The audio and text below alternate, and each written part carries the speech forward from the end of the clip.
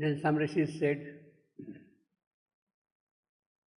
his wife Savitri is endowed with all those excellent and virtuous qualities that dispel widowhood. Savitri is possessing that power. She can never become a widow. She has got that merit. This must mean that Satyavan is living. Then another Rishi, Bharadwaj, he says, his wife Savitri, I know, is engaged in asceticism and has mastered the senses and is well poised in her manner of action. I can hence affirm that Satyavan is living. So Rishi after Rishi, they are asserting that he is living. Don't worry, don't worry, don't worry, you see. Another Rishi, Dalmia, said, by the token that you have suddenly started seeing, you see, you are blind a moment ago, now you are seeing, by that token itself, and by the reckoning how Savitri was observing the three-night vow, and by the fact that she went with him without breaking her fast. In the morning she went away without breaking the fast. Her fast, it is clear that Satyavan is living. Then Apastamba Uvacha, he says, the manner in which in these tranquil, benign surroundings, see, the whole atmosphere is so peaceful, so tranquil, so calm, nothing unpleasant can happen, nothing untoward can happen. It has such power. Surrounding, the beasts and the birds are finding voice, and the manner in which you have been doing the things befitting to a king, all this goes to show that Satyavan is living. See, they are constantly harping on that. Then Dhamya said, as your son is rich in merit and is handsome, as he is dear to everyone, and as he has marks of a person with long life, he is a person with marks of long life. From that it is clear that Satyavan is living. So Rishi after Rishi are assuring them, don't worry, he is safe. And in conclusion, in this manner, those speakers of the truth word, established in austerities, gave cheering assurances to Vimsana. He, respecting them and listening to them, became somewhat quiet and composed himself. Obviously, then, a short while after, Savitri with her husband Satyavan arrived there in the night. So while they were assuring them, the young couple comes back, entering the ashram premises, greatly happy. And then the Rishi says, O Lord of the earth, we jubilate in your meeting with the sun and possessed with sight as you see. We invoke and mark progress and good fortune for you in this happenings. Now, Lord of the earth, that is addressed to Vimsana. He is the king. Prithvipati. He is the Lord of the Prithvipati. Prithvi, earth. Pati, Lord. He is the king, it means. Union with your son, seeing Savitri herself present here, and you are regaining eyesight, all these three portend high prosperity for you. So that's the future, that's the epilogue. You see, you got eyesight, your son and daughter-in-law, they have come back. That is enough. The words that we had uttered, that Satyavan is living, Satyavan is living, they were uttering all the while until now. All those came true in the exact manner, and about that there is no doubt. The future also will soon be. Future also, that's the epilogue to come. Future also will be again and again of great thriving for you. Then lighting in the open, so the whole gathering is there, all the rishis are there, the parents are there, and this young couple has come back.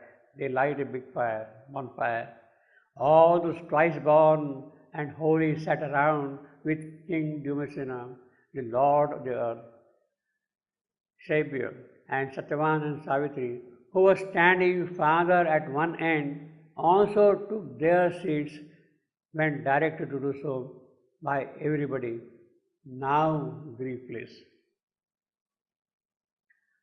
O Yudhishthira, all those dwellers of the woods, all those rishis, sitting with the king, began asking several questions to the prince, to Satyavan. Obviously, why you are late?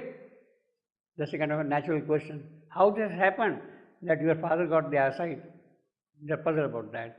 His son, being eagerly desirous of knowing everything, the rishi said, why is it that you, along with your wife, did not arrive much earlier than this? She is so late in the night. Why? Why at such an odd hour in the night? Was there any obstacle or any difficulty that came in the way that had delayed you to return?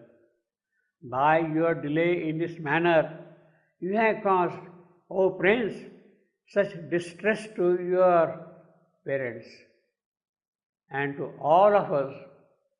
We are unable to understand anything, and hence tell us in detail whatever has happened. Why you are late, let us know the cause of that.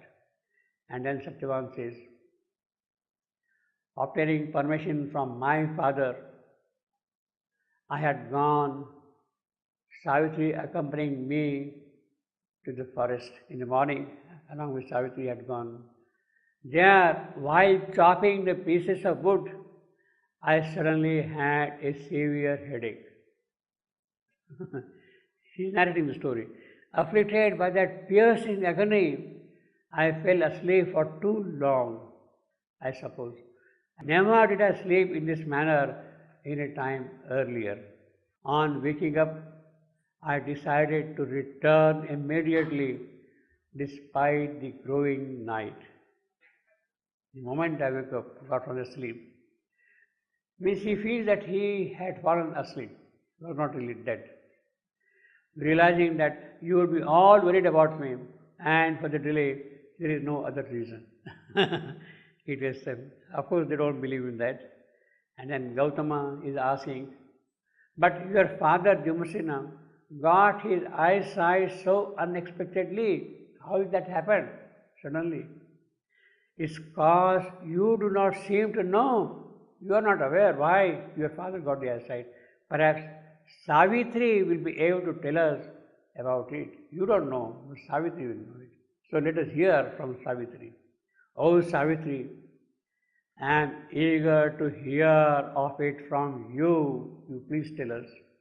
You know, O Savitri, all that is far and near, that belongs to the past and to the future, to all the three times, to all the distances. You understand it, one like Goddess Savitri herself as you are, with her effulgence. Surely you had knowledge of its cause and its purpose. Why the eyesight has come, you had the knowledge of it and its purpose, and therefore speak the truth of it. If there is nothing in it to hide from us, please tell us all of it. They are anxiously waiting for that. And then Savitri replies. Savitri said, what you are all soliciting of me is quite just, and your wish, understandably, cannot be otherwise. Obviously, you will ask me this question, obviously. Besides, there is nothing in it that I had to hide. I had to hide now. Until now she was hiding, you see. Listen to what I am going to narrate in proper detail. Full detail. She narrates now. Narad, she is going back to the prophecy made by Narad. Narad, the high soul, had foretold to me my husband's death long before, and that she had kept hidden from everybody. Long before. This was to happen today, and for that reason I did not leave him alone. unaccompanied. When he fell asleep, Yama himself came there, accompanied by his assistants. He subdued him, Satyavan. He subdued him and tied him and started moving in the direction of the departed, the abode of the forefathers. Then to the eminent God, to Yama, I offered with the utterances of the truth, gratifying eulogies, praises. He granted me 5 boons, about which you will presently hear from me. Savitri getting 5 boons. First, vision and regaining his kingdom were the first 2 boons. Eyesight, he had lost his kingdom, that will also come back. These are the first 2 boons which are granted to Bhimasena, to Savitri by Yama. Vision and regaining his kingdom were the first 2 boons I obtained for my father-in-law. 100 sons for my father and another 100 for myself were the next 2 I received. My father will get 100 sons, I will get 100 sons. Now obviously that 100 means fullness, completeness. 100 stands for, in fact the word 100, we'll see again that also later on, means she is already hinting at a new manifestation, new world, 100 multiplicity of the divine boon. Vision and 100 sons for my father and another 100 for myself were the 2 boons I received. By the last, I got my husband Satyavan back. This is important. Yes, I will get 100 sons, but how? Through my husband Satyavan. That is important. Husband son back with a life of 400 years. 400, 4 the symbolic meaning of number 4 is full manifestation. Square is Shivandu symbol in the center. 4. Manifestation, full supramental manifestation. So he is symbolically telling us all the future, what is meant by this one. And 100 sons is a part of that new generation which will come up. The Gnostic beings as we have got in the life divine. It was precisely for the return of the life of my husband that I had undertaken the vow. Now she is disclosing why she had taken that vow of 3 days. I have thus explained in detail to you all the real reason of the delay. This great sorrow which I had to bear has at last turned into happiness. Obviously. Then the Rishi said, the house of the king was plunging more and more into darkness. This earth was sinking into ignorance, into death, more and more into darkness, assailed by misfortune, by the adversary forces. But you of noble birth, Savitri of the divine birth, and virtuous wife, sweet and amiable in nature, that is the manner of storytelling in nature, and an observer of the vows, that is important, observer of vows. She is the one who is doing the yoga, who is doing the occult attempt to achieve all that. One given to meritorious conduct, redeemed the family from doom. The whole creation, family stands here for the creation here. It is she who has redeemed from doom, this creation. And then the Rishi says, thus wise, the Rishis who had assembled there spoke repeatedly and adoringly about Savitri, about her. The excellent among women, Savitri was excellent among women. Then, with the permission of the king and of his son, they took their leave, because they become fairly night, dark night, take their leave, and went back in great happiness to their respective cottages. They had gathered around the fire and Savitri has narrated the whole story. Now is the time to disperse and go back and retire, you see. And then what happens next day morning?